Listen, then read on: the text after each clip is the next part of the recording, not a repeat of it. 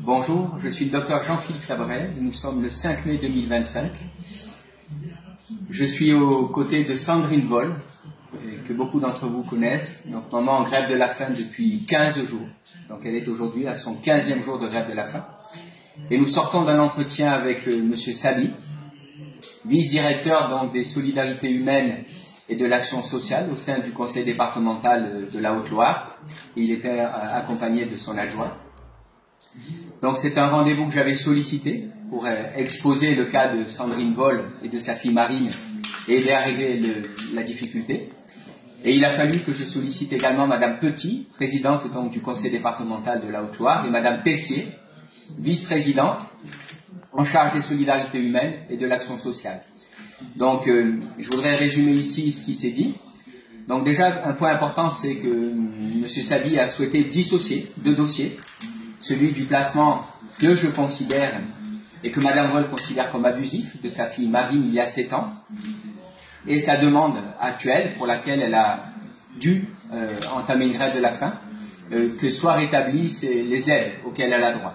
Donc M. Sabi a souhaité dissocier ces deux dossiers, et j'ai pour ma part voulu expliquer que ces deux dossiers étaient très étroitement liés, puisque la raison pour laquelle nous en sommes ici, c'est que depuis 7 ans, après avoir subi l'intrusion violente des services sociaux dans leur vie, celle de Sandrine et Marine, Sandrine est obligée donc de se battre tous les jours pour faire valoir ses droits, pour ramener Marine auprès d'elle, pour aider d'autres parents aussi, puis c'est ce qu'elle a fait pour des centaines d'entre eux. Et donc il fallait bien évidemment lier ces deux dossiers si on voulait y apporter une réponse satisfaisante sur le plan humain et satisfaisante sur le plan éthique aussi. Parce qu'il s'agit, de mon point de vue, de réparer un préjudice, celui que Mme Voll et Marine subissent depuis 7 ans, avec l'intrusion brutale, encore une fois, et puis les dysfonctionnements socio-judiciaires que j'ai souhaité exposer dans d'autres vidéos. Ces dysfonctionnements, ils sont bien réels. Je voudrais quand même rappeler ce que disait Pierre Nave, inspecteur général des affaires sociales, et qui affirmait que 50% des placements sont injustifiés. Ça veut dire que 50% des placements sont abusifs. Cette violence et cette brutalité aussi, on les retrouvait dans les propos de M. Philippe Seguin, ancien président de l'Assemblée nationale, ancien président de la Cour des comptes, qui, après avoir investigué et expertisé l'ancêtre de l'ASE, la Direction départementale des affaires sanitaires et sociales, parlait de la barbarie de ce système. Et la barbarie de ce système, je l'ai personnellement vécu quand j'ai aidé notre maman à récupérer son enfant. Donc voilà, j'ai voulu exposer, bien recadrer la problématique et redemander à M. Sabi, et puis par son intermédiaire à Mme Petit et à Mme Pessier, que nous puissions collectivement régler cette difficulté. Il y a quelque chose qui se passe actuellement, une situation qui existe depuis 7 ans, qui est totalement anormale. 2 personnes, Marine et sa maman, ont été séparées parce que leur amour aurait été trop important. Leur relation aurait été fusionnelle. Comment quelqu'un de sensé peut retirer la garde d'un enfant à un parent parce qu'il l'aime trop? Non, trop d'amour n'est jamais préjudiciable. Le manque d'amour peut blesser, peut détruire, peut tuer, pas trop d'amour. Donc il est temps que cette situation s'arrête, que nous sortions tous de là par le haut, que Sandrine Voll récupère ce à quoi elle a droit. Et pourquoi? Tout simplement parce que ça va lui permettre de retrouver une maison, de recréer un domicile dans lequel Marine se sentira bien quand elle va rejoindre sa mère, et un endroit paisible où toutes les deux vont pouvoir se reconstruire après 7 ans de violence. Voilà, Sandrine.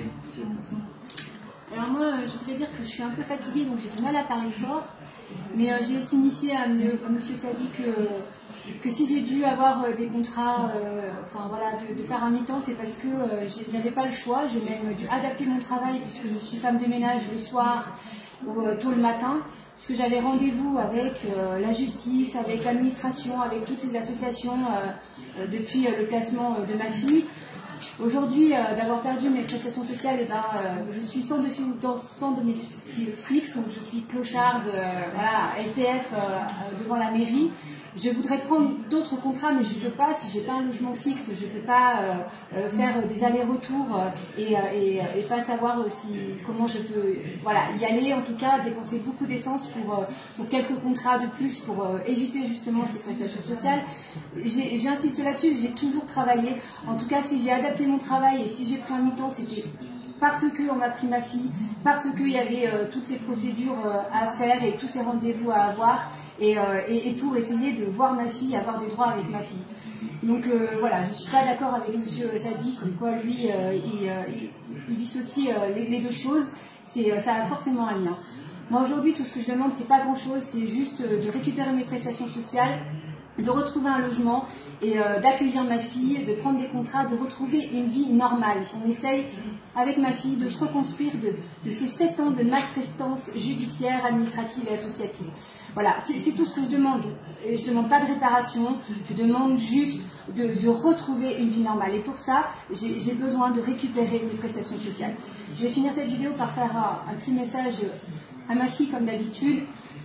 Voilà, je suis fatiguée, mais je suis toujours aussi déterminée. Je sais que tu attends avec impatience des résultats positifs, que tu as besoin d'avoir un cocon, un lieu serein, sain et surtout avoir beaucoup d'amour parce qu'on nous a empêchés de nous aimer, on nous a interdit de nous aimer et aujourd'hui on a tellement envie de reconstruire ce lien et l'une et l'autre et on a besoin d'un équilibre matériel, d'avoir une maison, d'avoir un lieu où on puisse se reconstruire. Je t'aime infiniment, éternellement. Je t'embrasse très fort ma puce, je t'aime. Oui, merci Sandrine. Peut-être juste un dernier mot. Madame Vol a dû écourter l'entretien parce qu'elle ne se sentait pas bien. Et j'ai attiré l'attention de M. Sabi et de son collaborateur sur le fait qu'elle était au 15e jour de sa grève de la faim et que le temps presse. Donc je sais que Madame Vol va faire de son côté ce qu'elle a à faire. Maintenant, l'essentiel de la responsabilité du pouvoir décisionnel, il est entre les mains de M. Sabi, de Madame Petit, de Madame Tessier, pour régler ça au plus tôt. Ma marge de manœuvre en tant que médecin, elle est limitée. Elle est limitée pourquoi? Parce que Madame Vol connaît ma position. Je déplore qu'elle soit au 15e jour d'une grève de la faim, que je voudrais la plus courte possible, parce que je sais ce que ça représente pour un organisme. Il y a quelque chose qui s'appelle la déclaration de Malte, donc qui a été signée adoptée par l'Association mondiale de médecine, et qui reconnaît à un individu le droit de poser un acte politique fort, c'est celui de mettre sa santé, sa vie même parfois en danger, pour protester contre un système qui le malmène, voire le harcèle depuis trop longtemps. Et c'est très exactement ce à quoi sont confrontés Madame Vol et Marine. On bafoue leurs droits, elles avaient le droit d'être ensemble. C'est reconnu par la Convention internationale des droits de l'enfant, le droit à une famille, d'être entouré et d'être aimé. Ce droit-là, il est bafoué, abusivement, depuis 7 ans. Donc, Monsieur Sabi, Madame Petit, Madame Tessier, s'il vous plaît, vous avez le pouvoir maintenant de régler cette difficulté. C'est-à-dire qu'aujourd'hui même, ou peut-être demain, Madame Vol va faire ce qu'elle a à faire, et vous aurez à faire ce que vous avez à faire pour mettre un terme à cette situation, parce qu'elle n'a que trop duré. Merci de le faire.